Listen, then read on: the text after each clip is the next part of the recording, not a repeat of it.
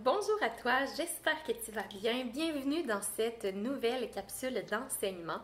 Aujourd'hui, j'avais envie de t'introduire à la méditation dans ses origines, un peu dans son historique vers celle qu'on connaît ici en Occident. Donc, il va sans dire que la méditation, lorsqu'elle est arrivée ici en Occident, justement, il y a eu beaucoup de recul de la part de notre propre culture ici, puisqu'on venait quand même tout juste de se défaire de toute l'emprise qu'avait la religion catholique. Donc, d'avoir une nouvelle pratique qu'on croyait à cette époque étant tirée de la religion bouddhiste, eh bien, c'était quelque chose qui était un peu... On était plus frileux à l'idée là, de se réapproprier quelque chose qui pouvait à nouveau là, prendre beaucoup de place comme l'a été la religion à l'époque. Donc, quand la méditation est arrivée ici, il y a eu quand même beaucoup de préjugés, au même titre que quand le yoga est arrivé ici, il y a quand même plusieurs années déjà, la méditation a eu à prendre sa place d'une certaine façon et cela a été rendu possible grâce au docteur Jon Kabat-Zinn, qui est un docteur qui a fondé l'école en fait de MBSR, qui est la réduction du stress par la pleine conscience, et qui a laïcisé la pratique de la méditation.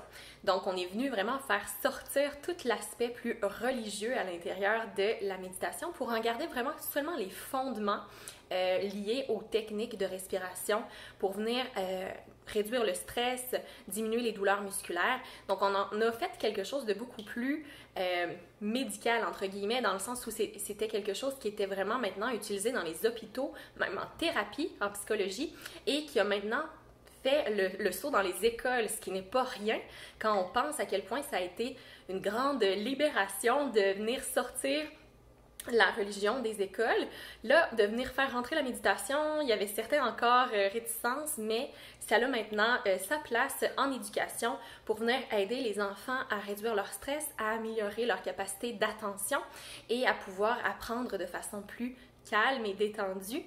Donc, réellement, la méditation, elle s'est transformée au fil du temps parce qu'au départ, si on remonte à avant là, tout ce processus-là, donc la méditation était d'abord en Inde et c'est Siddhartha Gautama en fait qu'on connaît comme étant le Bouddha qui a été l'être éveillé qui a enseigné la méditation au plus grand nombre et maintenant aujourd'hui la méditation, on en a fait quelque chose de complètement différent de par juste la manière que nous, on se l'est approprié ici.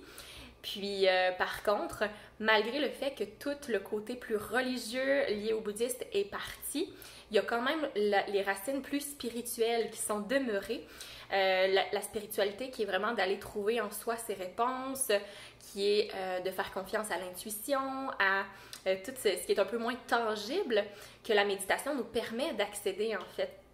Parce que la méditation nous permet d'aller faire un calme intérieur et d'aller trouver en soi les réponses, qui est quand même une certaine forme de spiritualité.